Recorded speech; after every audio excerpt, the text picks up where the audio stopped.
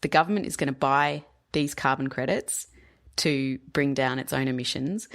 Any credits that Santos doesn't sell to the government, it can sell on the voluntary market. So theoretically, you could have a fossil fuel company technically buying fossil fuel carbon credits to offset its own fossil fuel emissions. It's so perverse. And Santos has said our carbon offsets could be sold to polluting industries such as airlines and manufacturers within Australia and overseas. Sounds to me like a bit of a schmozzle wrapped in a train wreck, wrapped in a cluster. I won't finish that last one. One for Mum, one for Dad, and one for the country. And there has never been a more exciting time to be an Australian. Budgets are about choices, Fran, and you show what you value through the choices you make. Dead, buried, cremated. This is coal. Don't be afraid. Don't be scared. Australia's basically done for. We'll just end up being a third-rate economy. You know, a banana republic. How good is Australia? Just follow the money. G'day and welcome to Follow the Money, the Australia Institute's podcast demystifying the big economic issues in Australia and putting them in plain English. I'm Ebony Bennett, Deputy Director at the Australia Institute, and today we're going to be talking about carbon offsets and Australia's system of Australian Carbon Credit Units, or ACCUs. In other words, the credits companies can buy to offset their emissions. Now, the Morrison government is backing 6 new carbon capture projects to accelerate the development of the technology in this country in the hopes of reducing emissions. Let's go live. To make Australia a world leader in clean coal. The world is moving to a new energy economy, a net zero economy. Researchers are trying to turn the carbon capture dream into reality. An announcement coming up later today. It's about hydrogen and carbon capture storage. Total of about $500 million. When the federal government says it's spending more than $4 billion to reduce pollution, are those reductions real?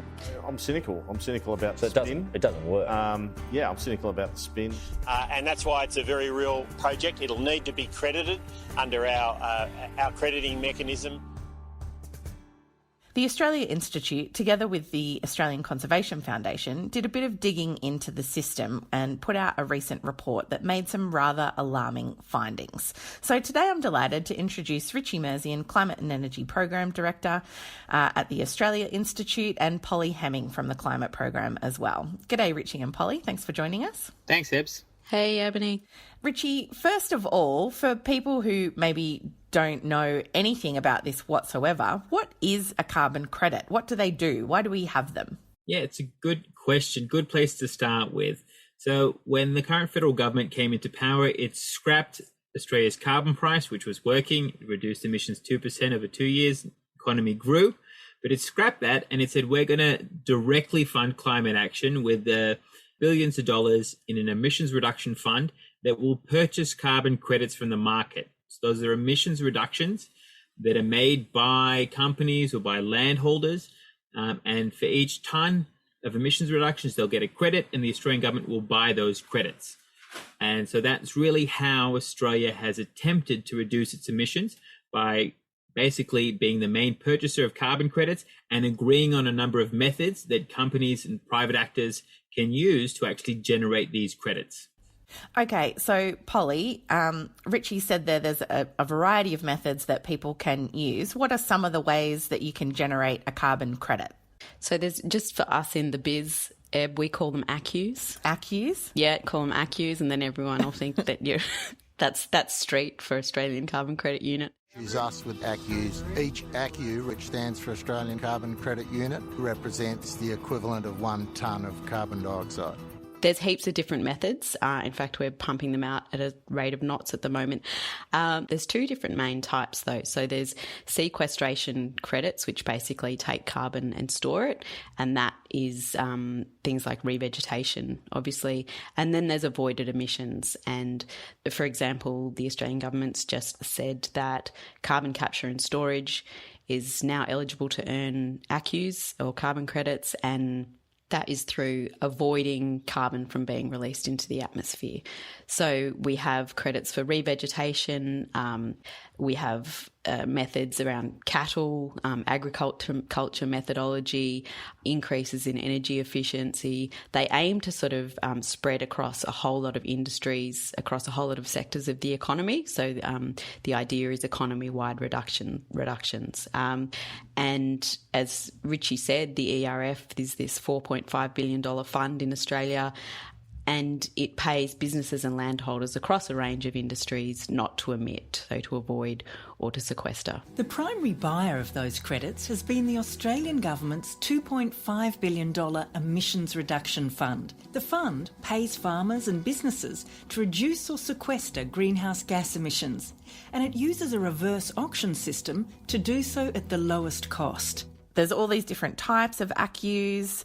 And what did you find when you looked at this whole system? What's the problem that you've uncovered? So landholders or businesses, they undertake these projects and they prove their abatement. And once they've proven their abatement to the government, they're given ACCUs for each tonne of emission stored or avoided. And that's relevant because then they sell them back to the government or to the secondary market, like to businesses or to state governments trying to meet their own targets. And there's this method called avoided deforestation, and that awards landholders basically for not clearing their land. It gives them carbon credits, which they then sell back to the government because they haven't cleared their land. And the government so far has spent about $300 million on credits that they've bought back from landholders. There was a specific type of permit in New South Wales that would allow landholders to clear native forests in New South Wales. And these permits had 15-year terms, meaning that any landholder could lawfully clear their land in New South Wales at any time over a 15-year period from the date that they were issued. And about 2 million hectares of land had approval for clearing, which is a lot of land. And at the time, no one seemed to stop and say to landholders, guys, this is an awful lot of land. Are you sure you're going to clear this? They just assumed that they would. And the government said, right, okay, so if all those trees get chopped down, that is going to release a lot of carbon. And we all know that trees store carbon, and when trees grow, they sequester more carbon. So if they're all gone, carbon's going to be gone and there'll be no regrowth, so we won't sequester anymore. So they said to the landholders, look, we'll give you carbon credits for every tonne of carbon you keep stored in a tree, and then you can sell those carbon credits to us, or you can sell them on the secondary market. You can sell them to businesses, like Ampol has bought avoided deforestation carbon credits to offset their carbon neutral fuel. And they've issued about 21.8 million carbon credits. And the projects that are currently registered under this method will generate about 38 million ACCUs in total. It's a really important method in the Emissions Reduction Fund. It's about 20% of all carbon credits. The problem is that the government took it at face value that these permits would actually be used. So they came up with some pretty insane numbers to say, yes, it's plausible that 2 million hectares of land was going to be cleared in this very, very specific area in New South Wales over 15 years. We did the maths, and if you are actually going to clear that land, or the area of land that the Clean Energy Regulator has said is going to be cleared at historical rates, it would actually take, depending on the data set you use, between 128 right up to 1,936 years. So wait a second. Yeah. So the government has looked at this big area and said, we're assuming that you're just going to knock all this flat, and we're just going to take your word for it that was your plan and give you these credits for it. But in actual fact, if anyone tried to do it, it'd take 1,000 years to actually physically chop it all down. Yep, that's at the upper rate. At the most conservative, about 128 years. Or I guess if you look at it another way, if you were going to clear that land in 15 years, then you'd have to do it at 750% faster than it's historically ever been done. Like it just actually couldn't be done. And in fairness, that's not on the landholders. Like they weren't being shifty. This is the government. This is the Clean Energy Regulators stuff up, I guess. It's their flawed methodology, and they have said, yeah, all looks good.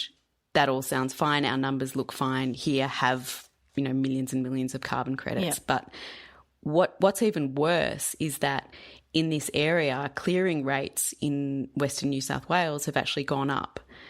And if this method was working, you would be expecting it to go down. When you buy a flight or a concert ticket, you're often asked if you want to pay a little extra to offset the carbon your activity will create. But the Australia Institute and the Australian Conservation Foundation have studied the scheme underpinning that, and the Institute's Richie Merzian has a few doubts. By purchasing one of these credits, you could be purchasing hot air. You could be purchasing...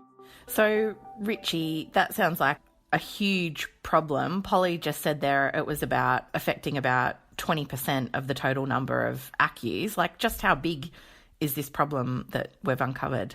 It's a huge problem. Like 1 in 5 carbon credits could be junk. I mean, what's worse is the government has committed over $300 million to this methodology, and land clearing rates have gone up, not down. You'd think throwing $300 million would at least get you dent the problem. But no, it's a serious issue for the integrity of Australia's carbon credit market. And the point is, net zero is all about the net, right? It's reducing emissions up to a point where it becomes too hard to then go a step further and then offsetting them. And so the offset market is only going to grow as so many companies have locked in net zero plans when federal and state governments have net zero plans. So we need a market that has integrity, because the demand for these offsets is only going to grow and grow. And if we have so much junk or hot air in the system, then it will really erode the confidence that Australians have that we can actually reduce emissions in a legit way. Polly, that really strikes at the heart of it, I guess. It's about the legitimacy and integrity of this scheme. But spell it out for me. What is the problem here? So we're not only wasting money, but presumably emissions are still going way up when they're supposed to be going down. Emissions are still going way up. I mean, it's kind of bizarrely an open secret that the Emissions Reduction Fund hasn't actually resulted in emissions going down, and that was its sole function. Some people argue that there is a case for carbon offsets, but if they've got no integrity, I wonder what the point is. And we are currently, as I said earlier, rushing through new methods. The Clean Energy Regulator is rushing through new methods like carbon capture and storage and soil carbon and blue carbon. If this method, which is a long-standing method, has no integrity, and actually, I just want to mention that a review of this method was held in 2019. The results of the review have never been released, are yet to be released. And in that time, the CER has issued about $68 million worth of questionable credits from that same method. Yeah.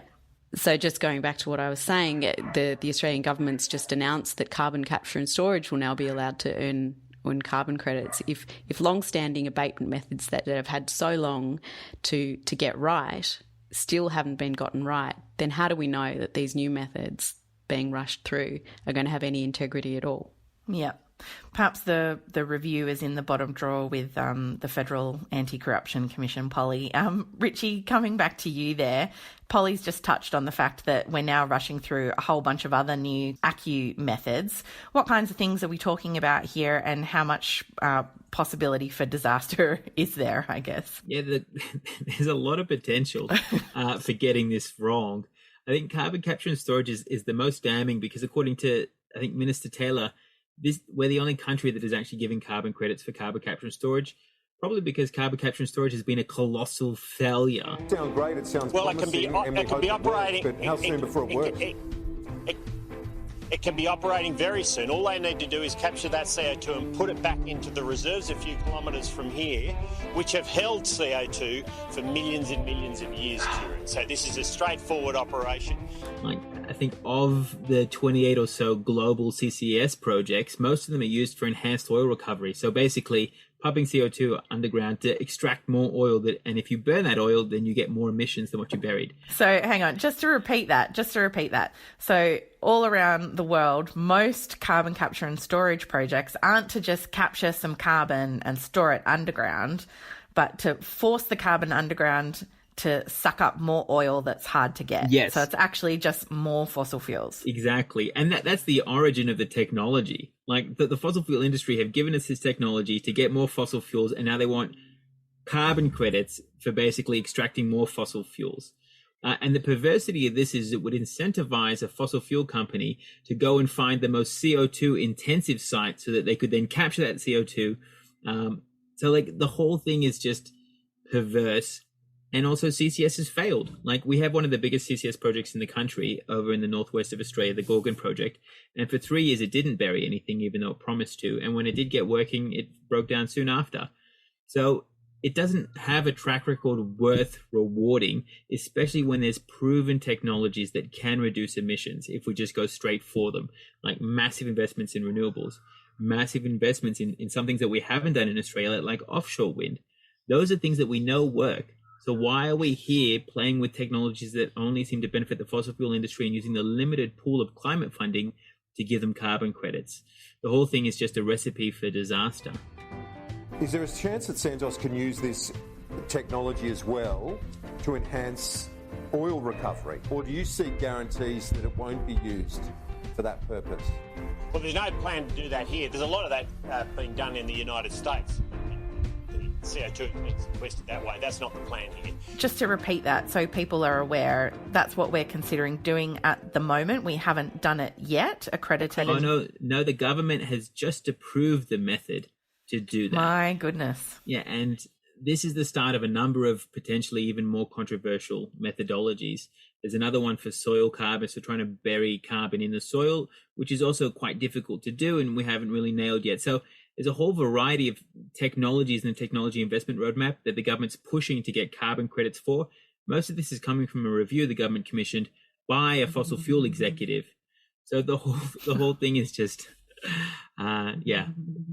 amazing. I was just going to say, so Santos is so excited about this. Like you've probably seen in the news over the past year, like they are just busting to get their CCS project going. For some reason, it wasn't commercially viable on their own.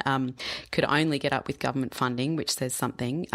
They've got a CCS project ready to go that they reckon will store about 1.7 million tonnes of CO2 a year, and that will be given carbon credits. Even if they weren't going to do enhanced oil recovery, let's take them at face value and say they're just storing the CO2. The CO2 they capture at Moomba is just a fraction of their emissions. So it's just those CO2 reservoir emissions. It's none of the fugitive methane or none of the CO2 that comes out of gas combustion. So overall, it's still a net dirty exercise. But this is what's really perverse. The government is going to buy these carbon credits to bring down its own emissions. Any credits that Santos doesn't sell to the government, it can sell on the voluntary market. So theoretically, you could have a fossil fuel company technically buying fossil fuel carbon credits to offset its own fossil fuel emissions. It's so perverse. And Santos has said our carbon offsets could be sold to polluting industries such as airlines and manufacturers within Australia and overseas. Sounds to me like a bit of a schmozzle wrapped in a train wreck, wrapped in a cluster. I won't finish that last one. Since 2003, there's been $1.3 billion in federal government money spent on carbon capture and storage, but it's hit hurdle after hurdle. Can you give our viewers today a reassurance that the technology works? Because, as you well know, it's got its doubters, doesn't it, this particular technology? And I think that's fair, and Richie, we're on our way to Glasgow to the next COP. Are offsets on the agenda there? They are. So one of the major outstanding issues in the Paris Agreement is the shape of a new international carbon market, in part because the last carbon market under the Kyoto Protocol, the Paris Agreement's predecessor, had a lot of difficulties on the integrity of the carbon credits that were generated. There was a lot of hot air that was generated in the last market. And so the plan is to actually improve on that, learn the lessons, and have a more credible carbon market going forward. The rules haven't been landed, but we know that the Australian government are interested in pushing its own version of a carbon market and its methodologies so that any credit and any market that forms, Australia can just plug straight in. And so what Australia is getting away with domestically could also be a real issue internationally. And I think it's worth bringing this up to make sure that we don't export our mistakes. And Polly, just to finish up, how do we fix this? Where do we go from here? Well, okay, if we take offsets at face value and say that they're actually a thing, we need a complete audit of the Clean Energy Regulator and the Emissions Reduction Insurance Committee to just have a look at the governance arrangements, and I think an investigation of all the methods to make sure they're actually additional, meeting legislated offset integrity standards and are actually resulting in genuine abatement. Like, I think if offset methods have integrity, and this has been the Australia Institute's stance, then, you know, they do have a role to play. But if they don't, it's just a waste of millions and millions of dollars, and even more concerningly, results in emissions going up as they are currently. The Australian government's approach to climate action is technology, not taxes. And the technologies they're pushing are technologies that benefit fossil fuel companies. And that's the real concern, is that we're not seeing any real interest in credibility when it comes to legitimate abatement. And what's worse is these avoided deforestation credits are part of a broader issue. The Australian government trying to take credit for how it uses the land instead of how it reduces emissions in the energy sector as well. So that statement from the government that emissions are down 20%, most of that is basically how it's changed its land use, not how it's changed its energy. So there's a broader issue here in terms of how we account for land use clearing, and that needs to be addressed as well. Well, that's all we've got time for today. Thank you, Richie and Polly. This episode was recorded on Tuesday, the 5th of October 2021, and things may have changed since recording. You can visit australiainstitute.org.au for all our latest research, including that report on ACCUs. We're on Twitter at the Oz Institute with an AUS. My Twitter handle is Ebony_Bennett with a _NTT. Richie Merzian is at Richie Merzian. Polly Hemming is at Polly J Hemming. And our producer, Jennifer Macy, is at Jennifer Macy. Our theme music is by Jonathan McFeet from Pulse and Thrum, with additional music from Blue Dot Sessions. Stay safe out there, and thanks for listening.